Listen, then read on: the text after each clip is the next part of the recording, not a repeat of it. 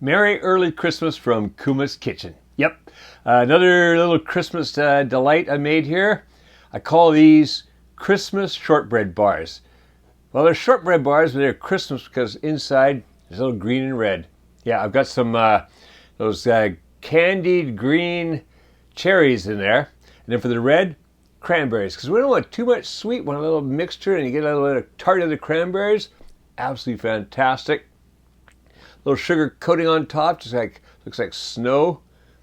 These are absolutely fantastic. Let's have a bite. Yeah, I like that. Buttery. There's a lot of butter in here. Be ready for that. All right, let's go to the kitchen and make some of these right now.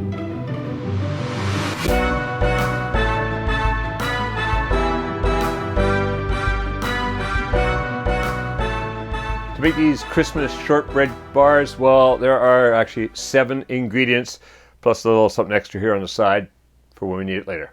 All right, so the ingredients are, well, across the front here, I've got a half a teaspoon of salt, a teaspoon of vanilla, 3/4 of a cup of sugar, this here, 1 1/4 cups of butter. Yes, a lot of butter in here.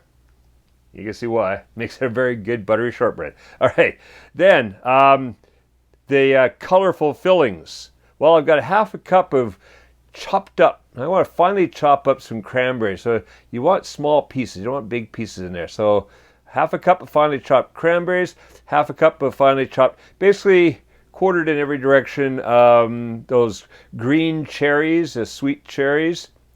And then across the back here, 2.5 cups of flour. This here is, you see, granular sugar. Notice that the sugar over here that I use in the bars itself is my usual unrefined cane sugar. That's the one I like to use a lot.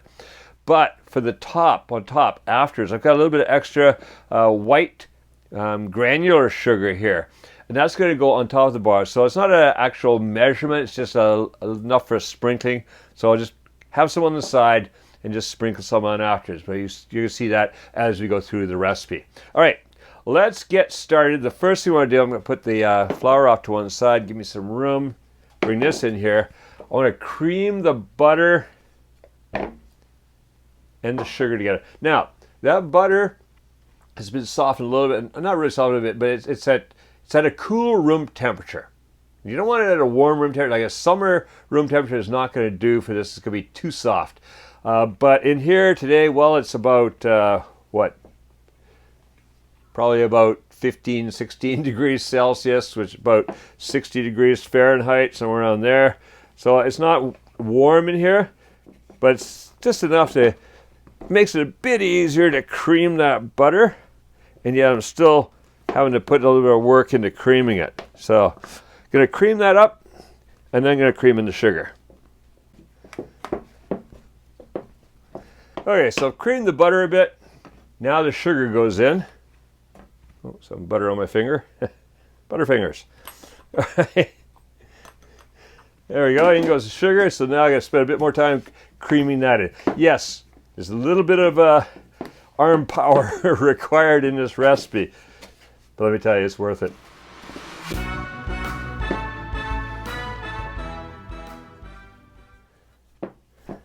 All right, so basically the sugar's been creamed into the butter. That's looking good. So what I'm going to do now, I'm going to add the salt. Just going to sprinkle it around over there. The vanilla. And then I'm going to get the electric mixer in here. So what I'm going to do now is I want to mix this until it's smooth. I don't want to overbeat it. I just want to mix it to get a little smooth and fluffy. And then in goes the flour, and in goes the coloring and the flavor. Here we go. That's looking good. Get everything off the beaters. Yeah. All right, well, you know what? I'm going to put a kind of an unrequested plug-in for Panasonic because I've been using this beater now for many years, put up with some pretty heavy abuse, like trying to beat this, which is pretty thick. It's a great little mixer. I mean, even it wasn't one of their like top of the line mixers, just a basic mixer of theirs. Do make pretty good stuff. All right, I'm just gonna get this all into here, get out of the beaters, and then we're gonna mix in the flour. All right, that's most of it. Off the beaters. All right, then just gonna scrape down the sides, get everything down in here. Now what I want to do is mix that flour in. So I'm gonna put about half of it, because I don't, it's a lot of work to do it all at once. And just start cutting to get that flour through there.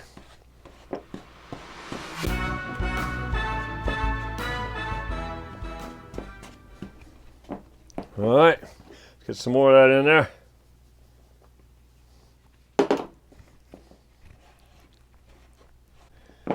All right, most of it's mainly worked in. So now we're gonna get the rest of the flour in there. At the same time, let's get those cranberries in there, green cherries in there.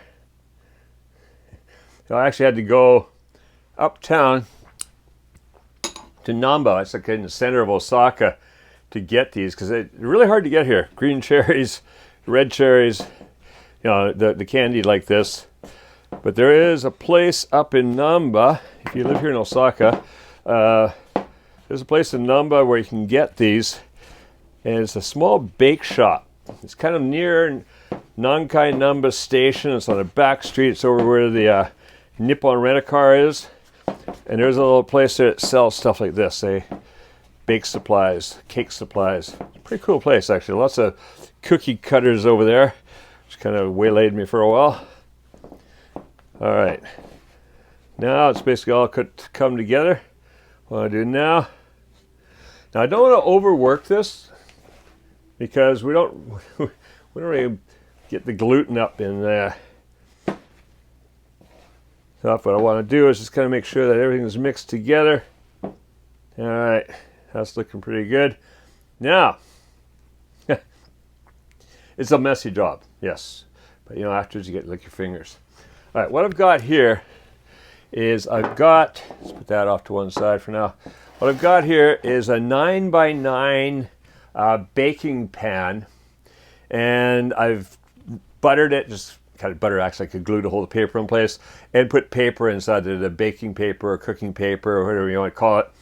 Now what I'm going to do is get this all in there like that. All right, spread it around into the corners and all.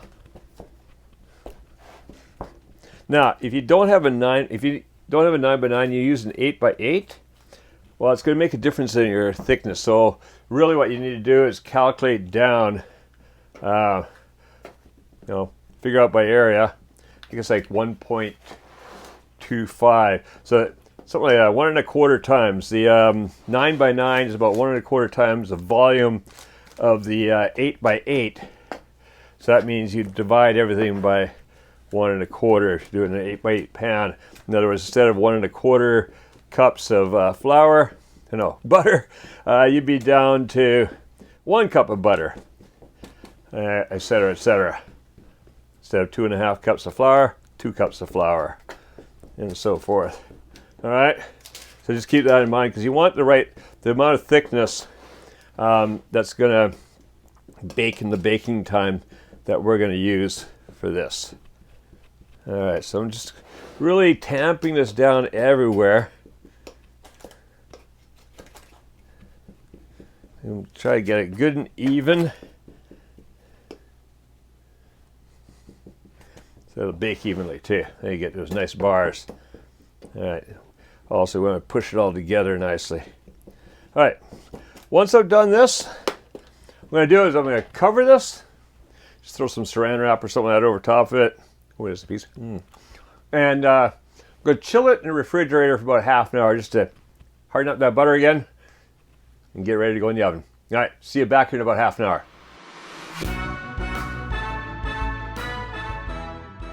All right, so that's been chilling for a while, about half an hour, and ready to go in the oven. So, gonna bake in the oven at very low temperature, about between 320, 325, depending on what your oven will set to. I'm saying the equivalency of 320, which is about 160, so mine will not do 165. My oven will do 160 degrees Celsius, but you know my oven always runs a bit hot, so think of that as being just about 165. So, we say 320 degrees Fahrenheit, 160 degrees Celsius, and you want to do that for 30 to 35 minutes. Roughly around there. What you're looking for is that the edges are getting nicely golden. There's a little loose spot there. Let's push that down. I don't want anything sticking up really, so anything still sticking up a little. There we go. All right. Okay, in the oven. I'll see you back here in half an hour.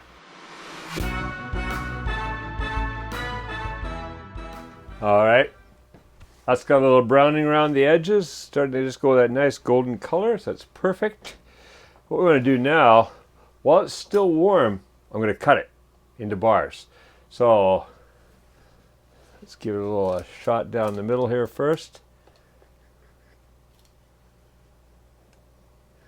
If you try to do this when it's cold, it's just going to crumble on you.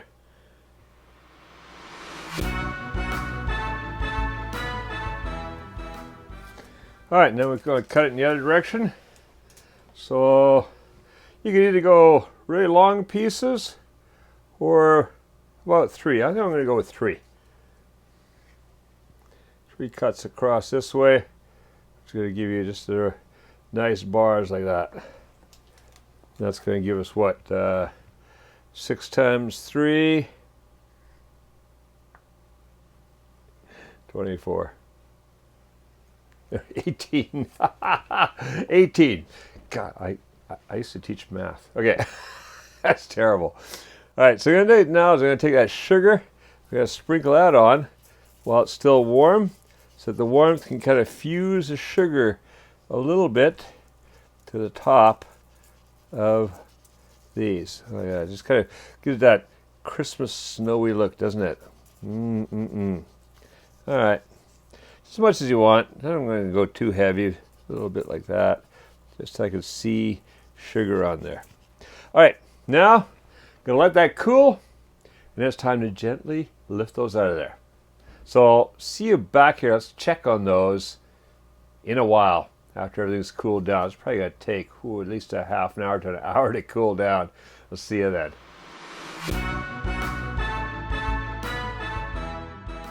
All right. It's cooling a little over half an hour, so I think we're safe to lift that out of there. So since we got the cooking paper, so what we're gonna do is kind of let's get that down level. We'll get that onto a cooling rack, and there we go. No damage. All right. Let's have a look at one of those. So they pull apart nicely. Oh, look at that. Inside, a little bit of green, a little bit of red. That's looking really good. A little buttery looking inside there. All right, those are gonna be great for Christmas. All right, so if you like this recipe, want to make some Christmas cookies, there's a lot more Christmas recipes here on the Kuma's Kitchen channel, some from years ago. In fact, one of my very most popular ones is the Brunswick cookies from Switzerland. There's many other things though too, the gingerbread cookies, gingerbread houses. What do? We did fruitcake just a little while ago.